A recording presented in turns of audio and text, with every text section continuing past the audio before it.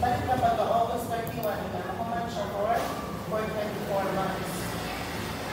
So of course, ang sa accounting mo every December 31, mo na siya to ang end of the per year. So, in December 31, naatay nagamit, o yung December na nagamit, mo na siya ang expire, o niya ang kuan, ang future pa, mo na siya ang unexpired. So, in different perspective, or different different method, so naakay, kailangan i-record nga expired or unexpired. So, in that case, mo na siya na ay adjusting entities para ma-record na ito or ma-update na ito mga accounts na kailangan na. And usually, as ang ma-update ano yung accounts guys, nominal accounts, and real account. One nominal account and one real account. Meaning for example, nagpalit ka o insurance and then you pay it in advance. So, ang akong portion na na-expire, mo na ito siyang expense. O niya, yun siyang expense na niya siya. O niya, ang akong future pa, meaning mo na siya ang asset. So, ang asset, mo na siya ang real account. Ang expense, mo na siya ang nominal account. Okay? So, ang affected ano ng mga accounts, kaya ang real account o nominal account. Hindi pwede mag-forma nominal or real. Dapat, usa ka nominal o usa ka real account. So, this is to update or to adjust the balances of your accounts. Okay? So, ano siya ang adjusting entities. Now, hindi na naman kapalit tayo ng okay, para bigas na tayo na. So, ako makaulit na tayo okay, naman gusto natin good for the board exam. So, dahil lang. At sa prepaid expense, the prepaid expense, actually, that is the advance payment of expenses. Okay? So, meaning itawag niya siya o prepayment. Bayad tindaan, even if wala ka nilaps ng period, wala ka nilaps. Okay? So, igamit ka, or bayad tindaan, your attempts na makagamit, or pagka August 31 to December 31 na kanigamit, o niya ang rest, asset ka. Now, natin actually two methods to prepare for the adjusting entities. Natin, asset method, nato the expense method. Okay? So, alin sa asset method. So, may nagalalian answer sa asset o sa expense. Actually, kagalaman ko ito, before na discuss of adjusting entity guide. Di ba, usually, for example, when we go on insurance, vital insurance.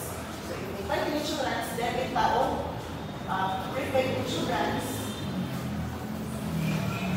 credit tao cash. Which is cash man na ibayad para makapalit ng insurance. For example, 100,000. Wala siya ang asset method. So, anong asset method na siya?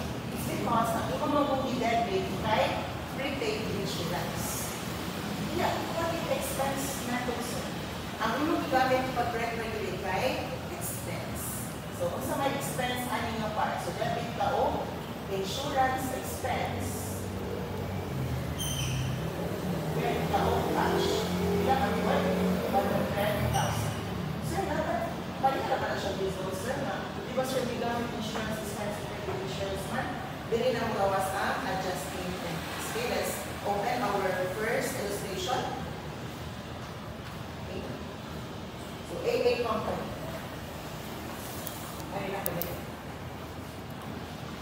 AA company purchased office supplies on August 1, 2020, amounting to 100,000, in which the company paid in cash. So, syempre, on August 1,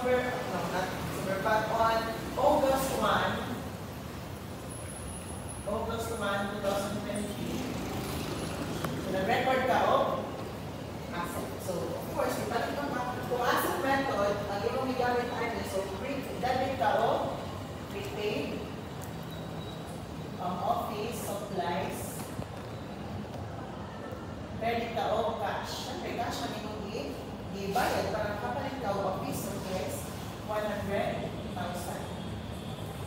Ano siya sa asset method. Now, kung expense method, instead of prepaid supplies and yan, so you record expense. So debit ka of office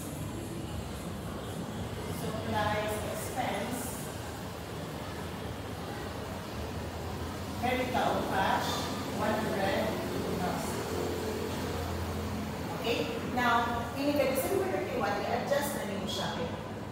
Kaya pagka August 1 to December 31, ang ingon mo sa problem, the inventory shows that the amount of the main supplies amount to 40,000. Sa ito ba class na, ang inong record kay 100,000. Record. Ang 40,000 ko noon ang class kay unused. So, may ingon siya ang unexpired. Kung wala pa siya na-expire, meaning anak, pwede mo siya ganito in the future. Kung gamitin mo siya in the future, asset ang tawag unexpired pa man. So, meaning anak, next year, pwede mo siya ganito. That is actually the definition of asset. Now, ang kinikuan, ang kini-excess ano yung 60,000, meaning ano siya ang use. Kasi kasabot na use. Meaning, nagamit na mo siya ng supply, so therefore, i-expense na mo siya. Now, sir, sa kayo mag-record and sir kung buka kang method na yung gamit. Okay, ano na ating mag-inig? Diba, debit mag o office o prepaid office supply sa asset method. Hindi debit na mo siya, hindi mo na siya ibanan. Credit. Next, sir, so may amount yung gamitin na. Okay, let's record first. So, debit ka o office supplies expense.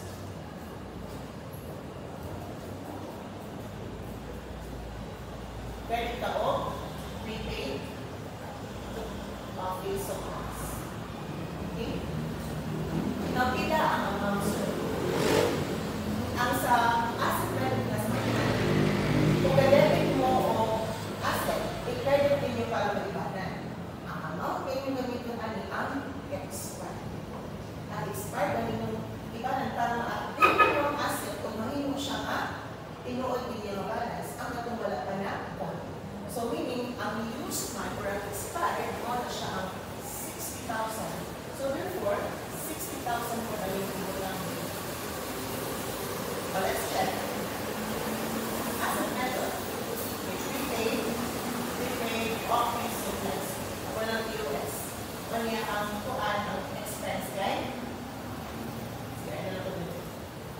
Office supplies expense. Let's check. Pila ganito ang prepaid office supplies for the August month? That is 100,000. Dahil i-credit mo pagka December 31. So, December 31, 60,000. Na kung mo siya hindi ang 100,000 60, that is 40,000. So, therefore, ang unused nila dapat 40,000. Unused siya. So, dapat parehas sa nila. Unused. Meaning that is correct. What if kung office supplies expense? Okay, kung asset method siya, so therefore, ang imong i-record nila December 31. O December 31, 2020, ang nagamit ko no kay 60,000. Sakto ba? And use. So therefore, na-update na o December 31, 60,000 na ito ang office supplies expense. So ano siya sa asset? What if income method, expense method? Expense method, ano siya yung method? Di ba, ang record mo kay expense, yung expense mo ka na. Pero ang 40,000 anak, kay asset ka, hindi gamitin mo siya in the future. So, ang sa asset method, ang imong record dili kay ang expire, ang sa expense method, ang imong record dili kay ang wala pa na expire. So, imong gamitin na ni debit ka o prepaid office supplies, credit ka o office supplies expense. Pila man, ako nalang anak ka para madali. 40,000. Let's check. Hindi mo rin siya sa asset method like expense method, lahi siya dali. Lahi siya i-account. Ano mo lahi ba siya, sir? Ang sa office supplies expense, ini, pagka August 1, 2020, that is 100,000, pagka December 31, nag-record ka of 40,000. Ibig minus nila, 60,000 used. So therefore, dapat 60,000. Sakto ba ang 60,000? 140. Yes. So therefore, sakto lang po ang office supplies expense. How about ang prepaid insurance? Our previous office supplies. Ang prepaid office supplies nag-record about 40,000. So dapat record 40,000. Sakto ba ang 40,000 ang use? Sakto lang ang po. So meaning, 40,000 ang answer, the balance, 40,000. So sakto na siya. Wala na siya kalihan. Kalihan ng expense method o sa asset method is ang mag-record niya sa beginning. Okay? So wala pa ang adjustments. So okay, now we're done with the journal entries for the prepaid expense, explaining the asset method and the expense method. More siya kumalagin. Kung asset method, pagka-beginning ang iyong record asset. Kung expense method, pagka-beginning iyong record expense. And ang balance is asset method or expense method, the balances of each accounts are still the same. There are no difference on each balances. Okay? So alin na sa unearned revenue. Kasi unearned revenue. Okay? So revenue already earned, but not yet collected. Sorry. But not yet earned, but already collected. Ano siya ginawag na ito? Pre-collection. Kung tawagan ko siya sa open ito, deference.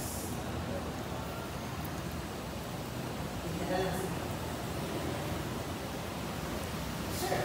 Kasi may kalihan niya sa prepaid expense. As a prepaid expense, ang iyong perspective na ikaw ang nagnibayan. Ikaw ang nibayan in advance.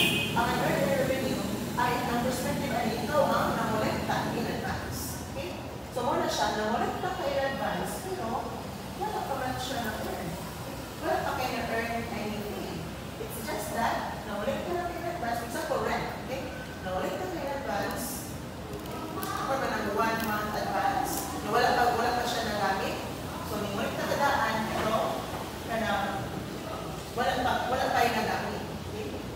So, therefore, na-apply liability, a portion, na-apply income, a portion. Now, natin two methods. Actually, kabalitaran naman siya sa prepaid expense. Natin itawag liability method, na-apply income method. So, let's have here the journal entries. Okay, illustration number 1. Actually, naman yung illustration number 2, di ba? Pero, sige, bilang sa tamang. Alin na sa tasa, unearned revenue, meaning CC Tax Consultants. Yan po sa rin.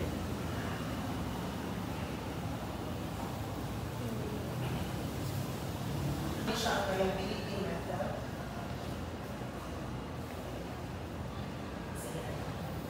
I-account na rin siya. Liability method. Okay. So, alin ka sa first question. CC Tax Consultancy received 150,000 representing advance payment made. Advance siya for 6 months. Tax compliance and consultancy service from your clients on November 1, 2020. So, meaning anak class kay kuha siya.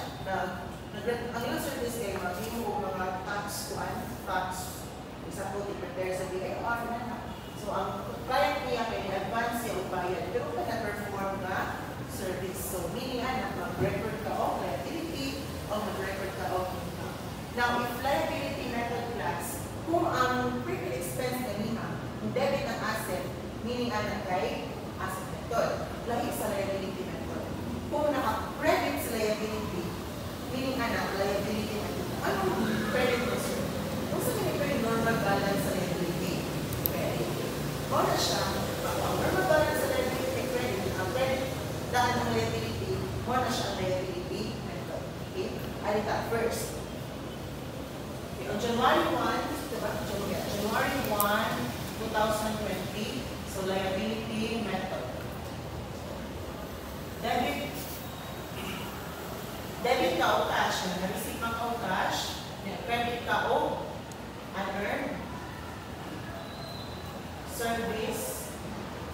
revenue. Actually, trust, unearned service revenue, liability na siya.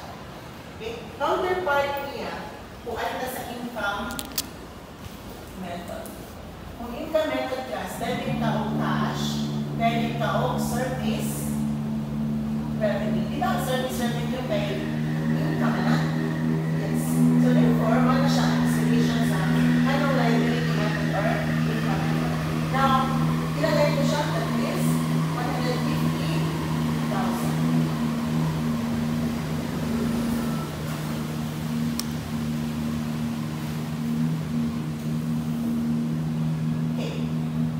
Pag December 31, ang nakita ko, sorry, this is November, December, okay. 2 months siya, balik. Okay, wala siyang explanation kasi. Diba? 6 months mangamuno.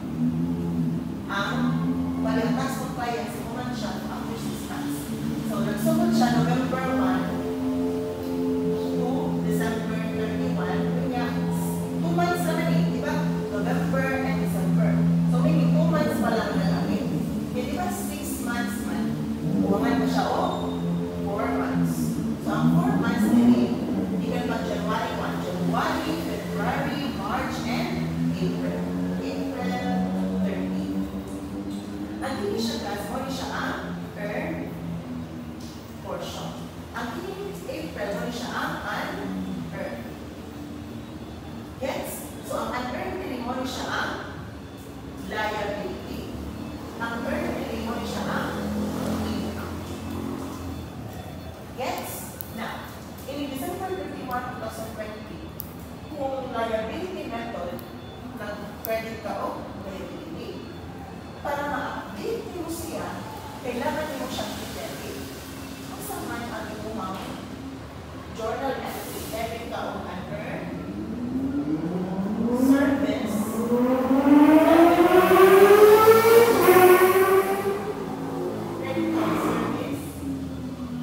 revenue. Okay. Now, pinakalang yung record. Di ba nag-record ka lang ng liability?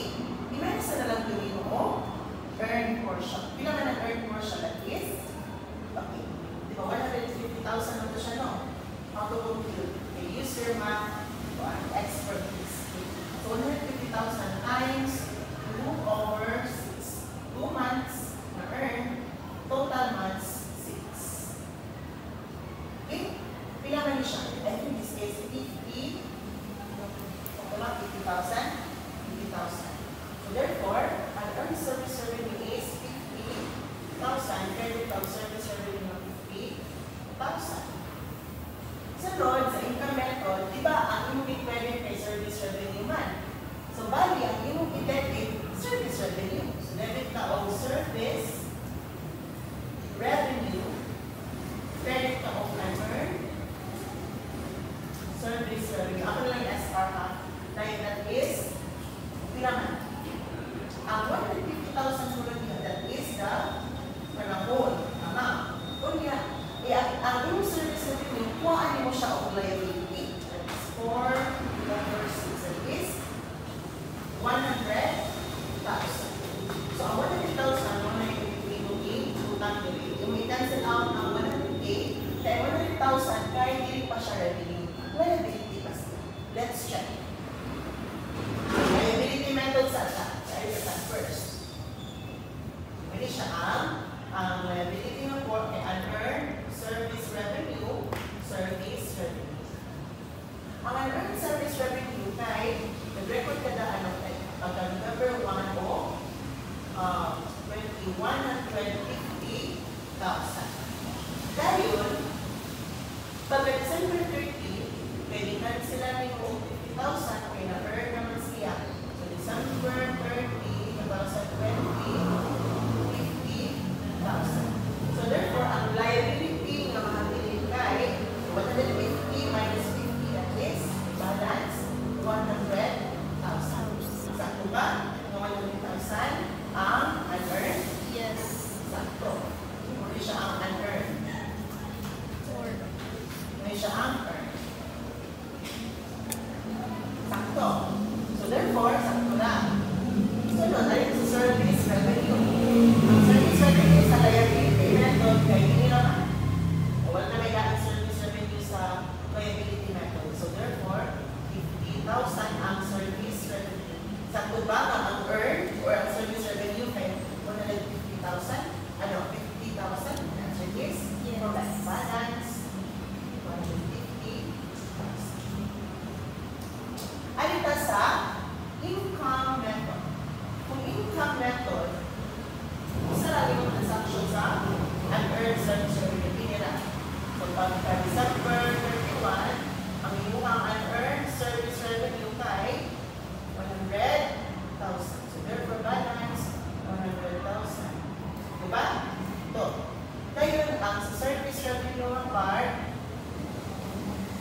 bilangan ko siya. Pag first, nag-debit ka over 150,000.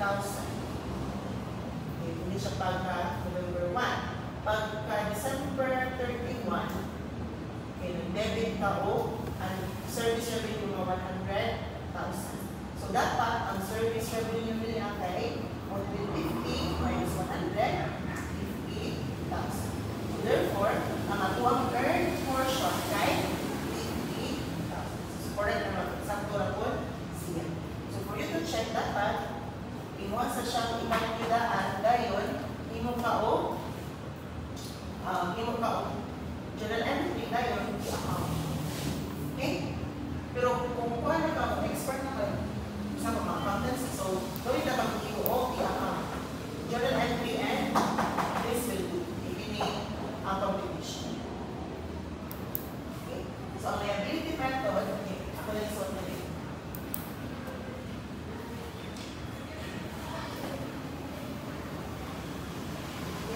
So, sa liability method, okay, normal balance, the normal balance, in recording, original entry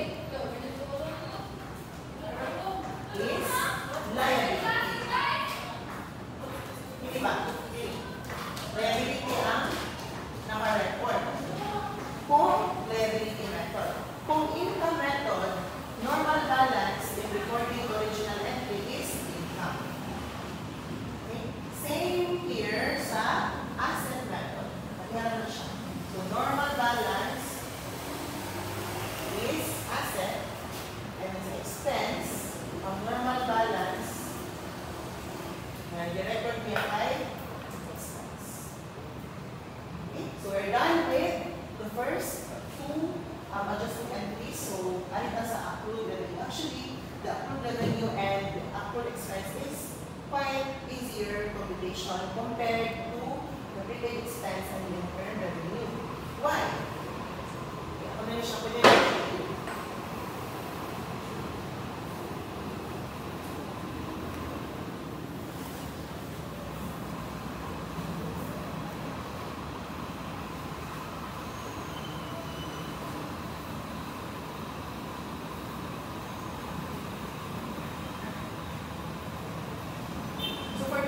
For the accrued revenue, what's the meaning of accrued revenue? So it means that income already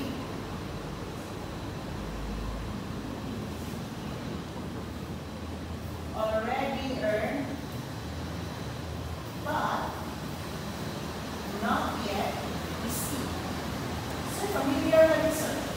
Actually, that is a counterpart with unearned revenue. Unearned revenue is revenue not yet earned, but already collected. Ang accrued revenue, income already earned, but not yet received. Kabaligtaran ang accrued revenue. Actually, accrual method. Muna siya itong accrual method. Income should be recognized at the time it's earned, when it's received. Now, accrued expense, accrued revenue is okay, let's have an illustration. CC Tax Company, a consultancy. This CC Tax Consultancy render year-end tax compliance and consultancy to XYZ Company on December 15, December 16, December 17, December 18, December 19. So, meaning 5 days nga nagkuhan ng render o tax compliance. So, saan nasabot ni sir? Meaning, nag-perform na siya service pag December 15, December 19. So, ano siya ka na already perform service. So, therefore, hindi siya kay earn na siya. Meaning, mag-recognize na ka o income. Okay? Pero, pautana. Nakabayad na ba ang client? Wala pa siya nakabayad. Meaning, kung na-apply or receive ng cash in the future from your client, so, nagtitawagan na, that is receivable. So, na-apply receivable naman. Now, how do you record these transactions here? actually, kaya siya illustration. Simply record debit accounts receivable, credit, service, revenue. So, yung nag-record makag-assets, sir. Di ba po kung makaka-receive o cash, in the future pa ka makaka-receive. So, therefore, assets siya. Kung makapagulit na ba, debit ka o cash, credit ka o accounts, receivable. Pero kaya pa man siya yung imong mga kolekta. So, therefore, accounts receivable ang imong gamiton. That is 150,000. So, muna na siya ang sa accrued revenue. Di ba easier compared to prepaid and unearned na naa siya yung mga method. Pero hindi, usa rin siya mga method. Gana rin siya. Alin na sa accrued expense. Kung ang accrued revenue ay nag-record ka o asset and income, ang accrued expense nag-record ka o expense and liability. Sure, why? Why is it sure? Kasi pasok kanina na that is expense already occurred but not yet paid. This time, it's actually a counterpart perspective. Pasok, sir, tingnan na ikaw nagpasalon ka. Okay? Si Madam Ana Manalastas, nagpasalon. Kung pasalon ni Madam Ana Manalastas, huwag mo din siya kadala sa iyong ATM. Wala siya cash na nila. So, i-perform ra ang Jubeki o kuan o salon, pero wala pa din siya important na pagyan. So, therefore, expense siya, ina-incur na din mo, pero huwag pa ka mag-record ka o expense. Okay. Na-perform naman ang service, mag-record po ka o liability, kaya wala na kaya na pagyan. Let's have the illustration. This time, hindi na siya sa loan na perspective. Interest na. Tingnan naman sa interest, sir. Ang interest mo with class kay na siya time value of money. So, ayun lang. DD Corporation invested and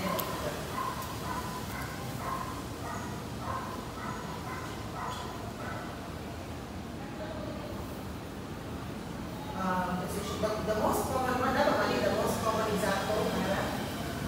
most common example of accrued expense is accrued salaries.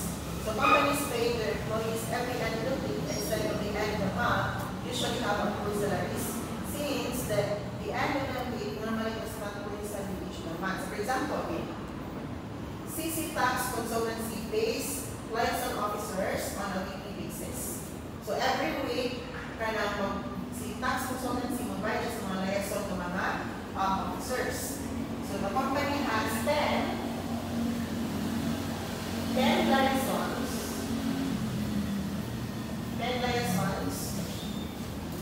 Officers receiving 3,000 weekly. Every Friday.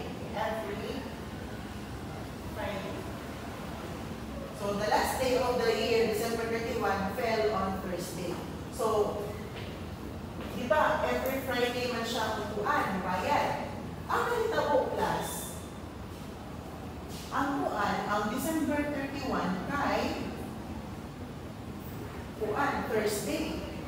Kaya every Friday man siya kumayad o salary.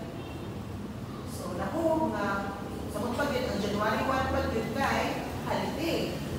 So, naku, kanili siya makabayad dahil wika, January 1, wala pa yung taon na. So, ang mahitabuan na mag-record ka o liability. Kung sa man mo mag-record sa debit ka o salary kay ano siya, journal, debit ka o salaries expense, credit ka o salaries, di ba liability man sa mga tawag kayo niya payable kay salaries payable. Ilan man siya? Di ba 10 liaisons niya every Friday? So 10 times 3.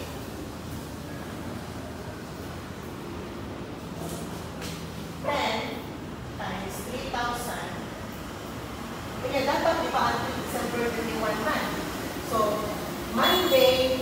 Tuesday, Thursday, Monday, Tuesday, Wednesday, Thursday, ang Friday, January 1 naman.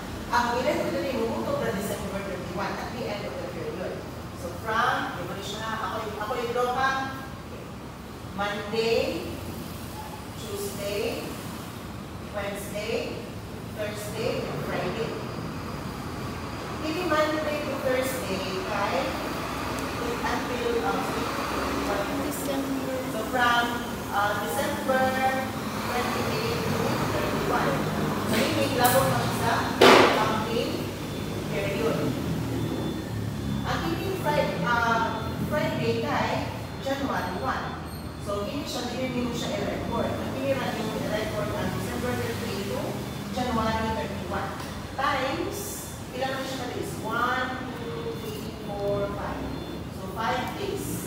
Kaya, ilan po ka days ang labot sa December 31? 1, 2, 3, 4. So 4. So 10 times 3,000 times 4 over 5. Wala na siya ang i-record dito. So bilang na siya. I think that is 20,000 times 10.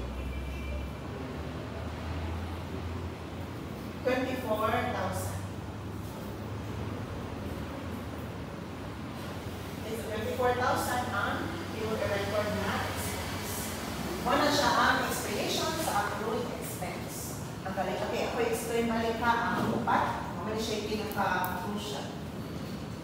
Okay, there are 4 adjustment entries that we already discussed.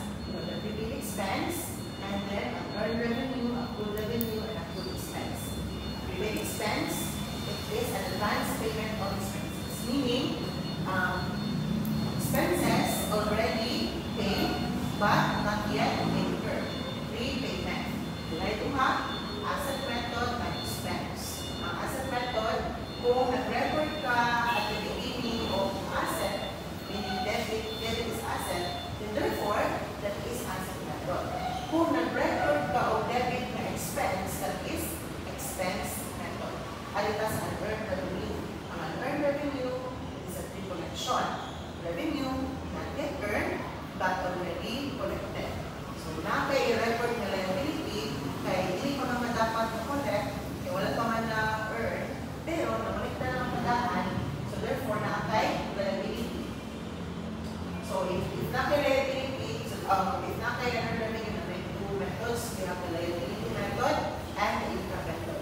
Kung nag-credit ka o liability at the beginning of or during the original entity, then therefore that is liability method. Pero kung credit mo kay income, that is income method. Kung accrued revenue, income already earned, but not yet received. So meaning, kung napakay you receive in the future, that is expense. Now kung accrued expense good, expense already incurred, pero wala pa siya nabayaran. Kung wala pa man siya nabayaran, nakaka-record the expense o liability. Okay? And that's the end of the ABCN. Next on the last one. Okay? Last 2 adjusting entries are utilization of the property, plant, and equipment, and allowance for collectible accounts, allowance for patents, and allowance for the which meaning, kung siya ang labing na terms sa allowance for collectible accounts. Ay, utilization of property, plant, and equipment. Pagka January 1, ipalit ka o ipining land.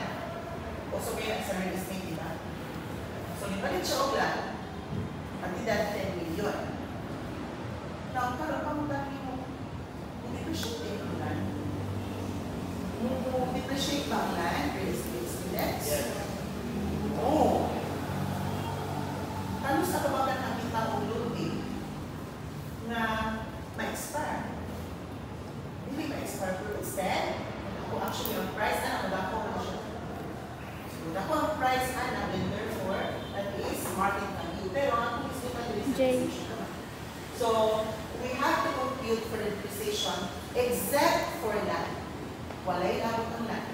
It's only applicable to LBM and si LBM sir, kalibangan sir.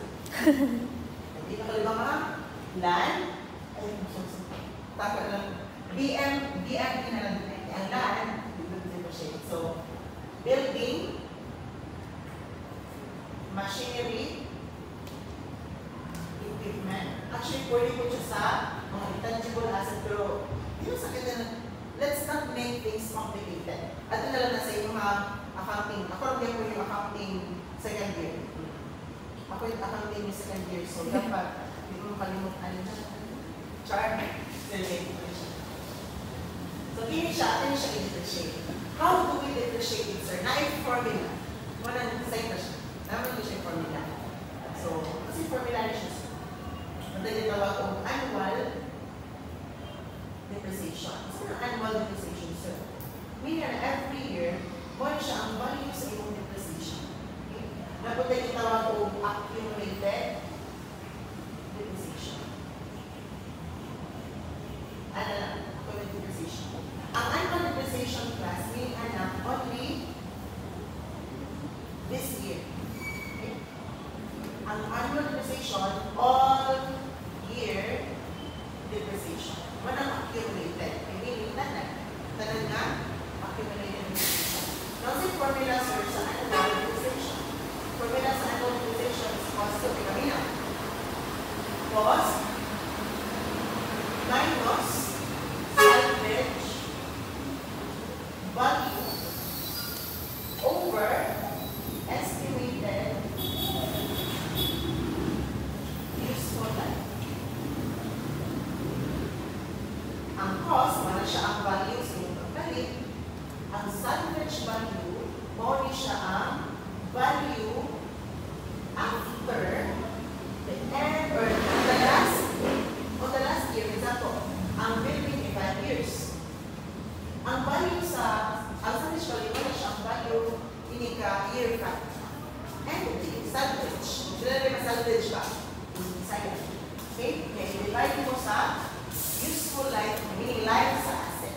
Okay? Life sa property, plant, and equipment. So, again, cost, times salvage value, i-divide mo estimated useful life. Mag-illustration ka later. Then, natin yung tawag mo, accumulated depreciation, meaning all year depreciation. So, tanan na annual depreciation, inuyahan. Okay, ayun na. Let's have a illustration. So, give me 5 minutes to write the event. Wala sa copy. Let's have here. Cost 1 million. Okay. Salvage value. Estimated useful life.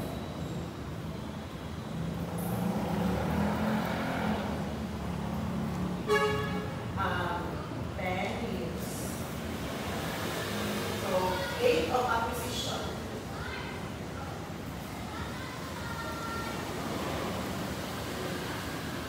Date of acquisition is January 1, 1975. For example, hinaraan ko nito 8. So, pagka January 1, 1975, na ba kayo i-record the depreciation? Pagbalik mo, na-expire na ba na yun? Wala ko, syempre. Di ba ito, pag January 1, wala pa kayo record. Ato na ka mag-record na in December 31, 1975. So, pagka December 31, 1975, mag-record na ka o annual depreciation. Plus 2, okay, 1 million may cost 1 and minus 10K. Divide mo siya o 10 years. Ilan mo siya? Let's compute.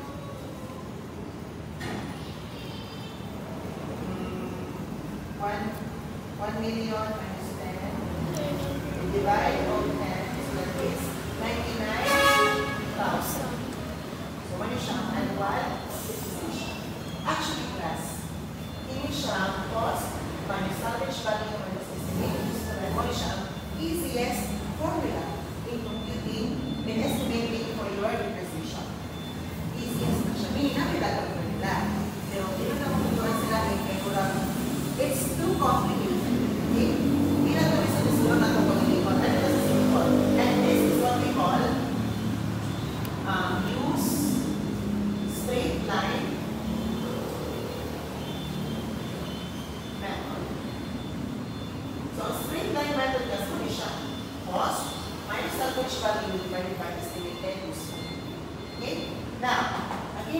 December 31, 1975. In the December 31, 1976, same na gapon. Ang straight line na meaning, same na siya o depreciation every year. So, 99,000 na. Same na po siya o solution. Now, kung pangutana, annual depreciation, ang answer ani 29,000. Pangutana, how much is the accumulated depreciation on December 31, 1976? That is 99,000 plus 99,000. Ilang kami siya? This is, I think, 198,000. Wala siya ang nalian sa annual depreciation o sa accumulated depreciation. Let's have another illustration. And this time, let's use mathematical way in computing for the missing terms of the depreciation for the DP. Okay, let's have it. Kailan na? Kailan na? Okay. What titingnan yung kita po?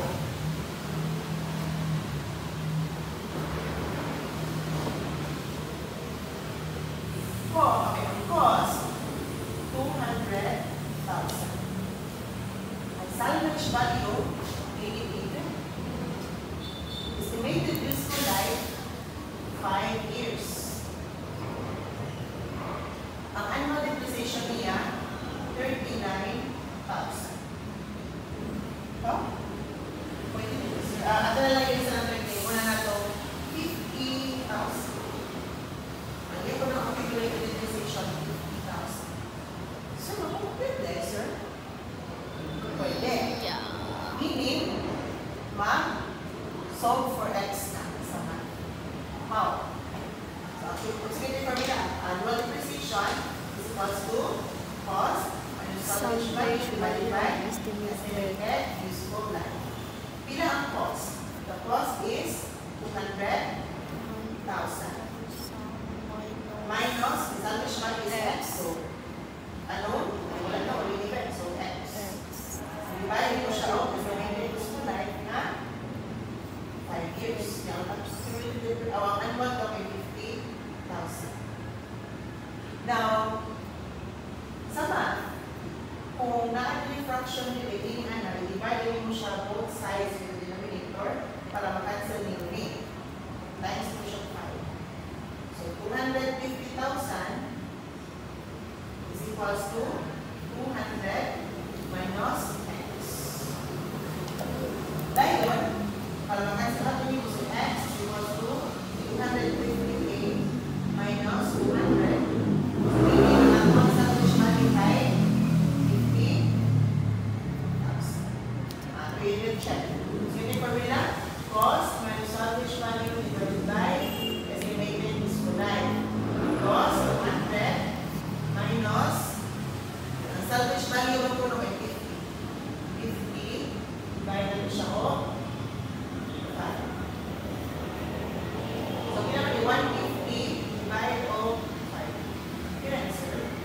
Something is wrong. Hindi pa rin nag-ibang math. 30. Kung ano siya. Sakto ba? No, hindi sakto na.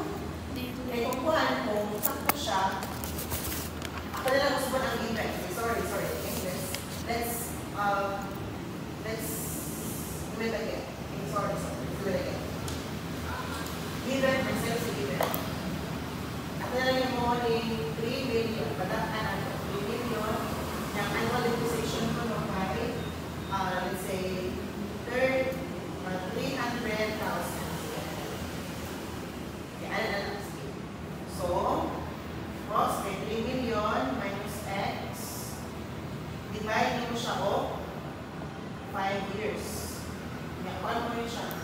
300,000 ang depreciation. So, it's equals to 300,000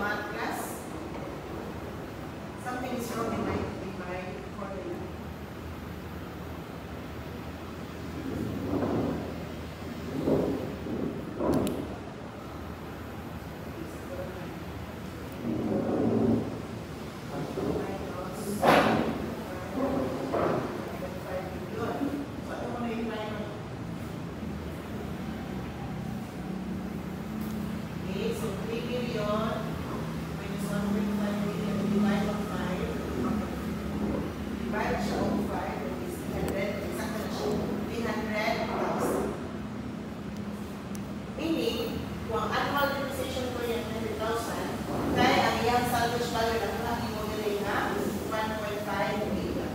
Kung wala i-reject na natin siya.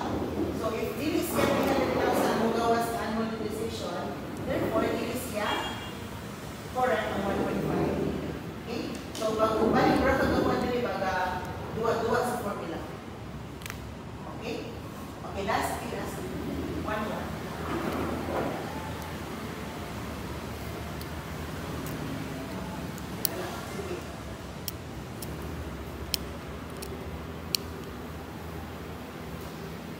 Okay. Ang cost na po nito mamoy, salvage value, 30,000. Annual depreciation nimo guys, 200,000. Estimated useful life like this na. Okay, let's compute our annual, let's compute our cost. Okay, missing man ang cost. So,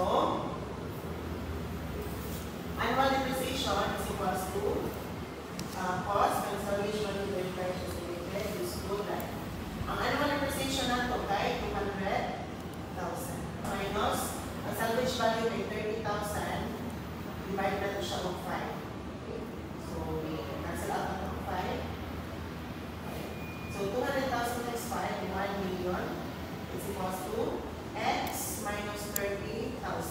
So ang yung negative, ibalik natin sa precast para makuhaan siya. Ano? Transpose. Para mag-positive siya. So 1,030,000 ang ato ang x. Okay? So x is equals to 1,030,000. Okay, check na to. So 1,030,000 minus 30,000 i-divide siya of 5. Kung ang gawas kay 200,000 yun sa ito. Okay? So 130 minus 30, so 1 million. Divide siya of 5. That is 200. Sakto. That is correct. What in actually, pare-pareha na kung ang hirap mo di kayo dahil estimated useful life. Okay, so let's try. Last one. Cost niya kay 3 million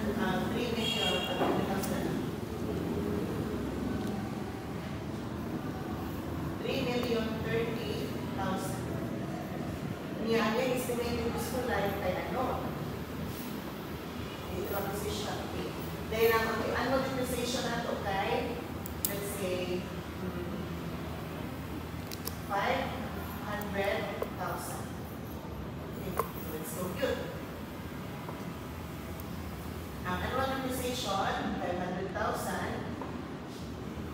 is equals to cost 3,030,000 times 30. Divide mo siya o ano? Okay. So, isang ganito siya. Okay.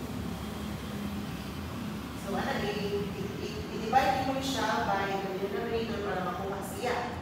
So, 500,000x is equals to 3 million. So, ito ba 3,030,000 minus 30, 3 million. Divide of 500, x is equals to 6 years. So, ini naman kung ang estimated useful lifetime, 6 years.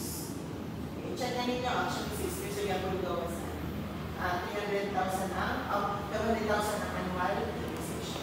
Okay? So, we're done with the depreciation of the property, plant and equipment. Ay, ito sa last part. Actually, wala yung pinakasayo sa tanan. Ang allowance for uncollectible accounts. Sir, I wait lang sir ha, by the way sir. This is what you sir, dili given a cost, dili could given an annual depreciation. Okay, ayaw ka pala ka, di ko mag-given yung tanan. Okay? Okay, it's too difficult. So, if wala ni given, wala ko siya given, dili siya mabuka. Okay? So, missing na kayo. So, ayaw na lang siya. Okay? So, here lang sa dapat dahil annual depreciation para makuha ang estimated useful life, salvage value, cost, and even the date of acquisition. Okay? Let's have the last part, allowance for the regular accounts, but that's the full accounts. Kung nalidilit natin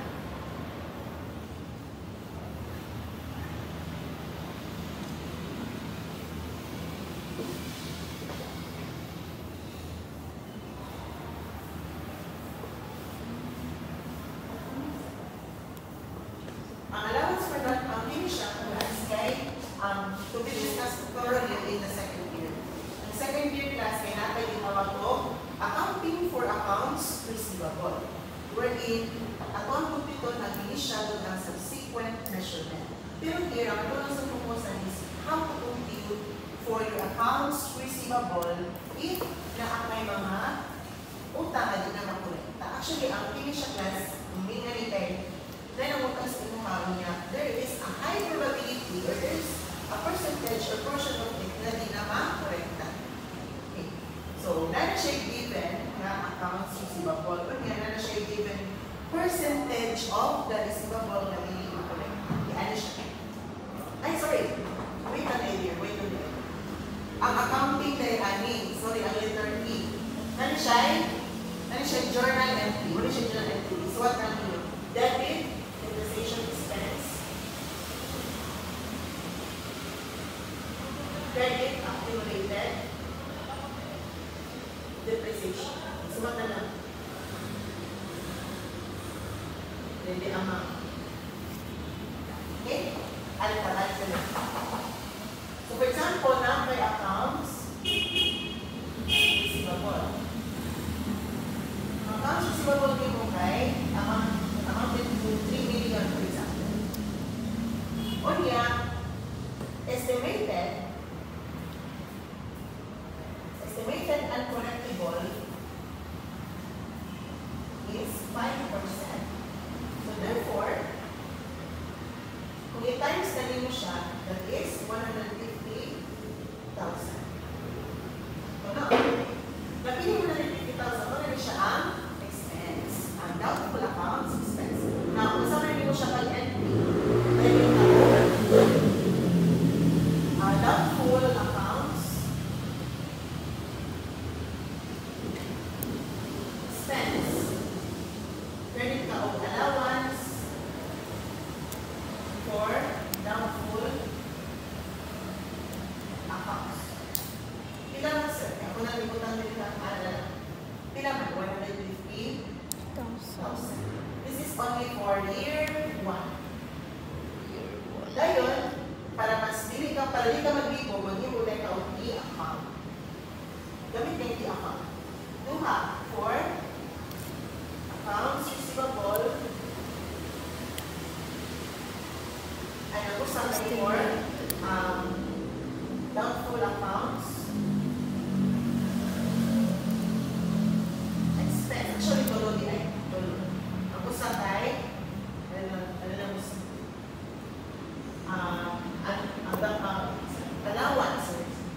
allowance for doubtful accounts.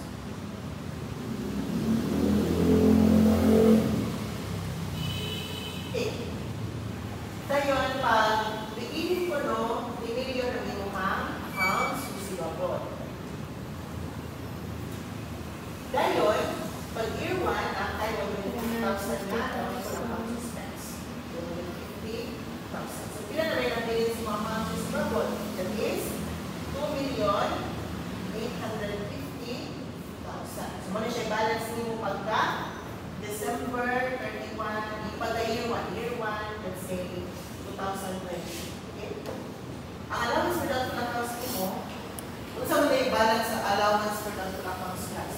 Debit or credit? Credit. 150. So, minus mo na siya sa accounts receivable. Okay? So, muna siya allowance for doubtful accounts. Dahil class, for the year 2, pag-year 2, kailangan kung kailangan yung estimated and collectible.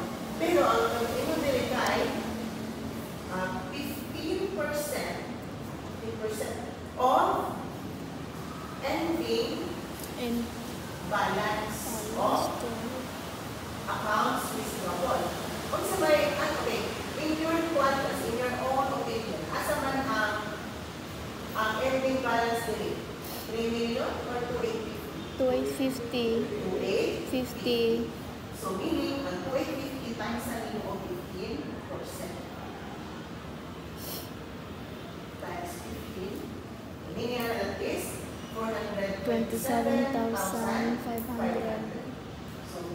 So pila naman tanan ang allowance for doubtful accounts? Pila tanan?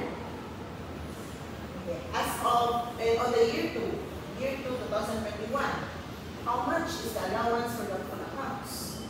427,500. Okay. Thank you for not telling me. Eh, ano nga? Most reasonable, di ko nulay ka nga, for 577,500. Tingnan mo na. Badong mo yun. Maliit siya. Ano, sir? If nakawantay mo, naka siya beginning balance na 150,000. Unya, pag year 2, ang total balance sa imong allowance for doubtful accounts ay 427,500. Dito na gigan sir, di ba? 15%. So meaning, 2,850,000 times 15%. Mo na siya ang 427,000. new nga balance sa allowance for doubtful accounts. So meaning anak, kuhaon mo ang expense. Kung mo ay yung gamitan o entry. So bilang na siya, minus din mo ang 150,000. Yung kuha mo lang, parang mo siya 427,000, that is 277,500. So mo siya yung ang entry. Hindi atong 277,500. Para ang new balance niya, hindi na 2,850. So that is minus 150 minus 277,500, that is 2,572,500. Okay? So therefore, sa man yung pag-imog entry na, magdidiri ang yung mga doubtful accounts expense every year, naglahi na siya. Okay? So year 1, 150, year 2, 277,500. Kung sa may entry nimo, okay. Year 1, meron siya. Year 1, in doubtful accounts expense, allowance for doubtful accounts. Kaya ako na lang yan, matarawa tayo, that is 150,000. In year 2, accounts expense, that is 277,000 na 7,500. Credit ka o allowance for doubtful accounts na 277,500. That is the year 2 for allowance for doubtful accounts. Next year, na kung may mga kuan, bago na po, 30%, buhos na na. So in that case, mga po siya i-update. Pero dili pwede i-add mo siya dili sa account. Hindi mo saan siya nagutang sa year-end, hindi mo siya i-reconcile. Ibog na na. Muna siya yung mga, hindi siya nga, muna siya nga mga ikadlukan before pag first year na mo. Pero pag, fairness ko, pag fourth year na ako, parang pinaka-simple na siya sa account. Simple na siya. Okay, so that's the end of the discussion for this week. Next week, mag-quiz na. Pero, hindi na po mag-gano'n yung mathematical. Tingog na. So, meaning, hindi na mo mag-maths apart.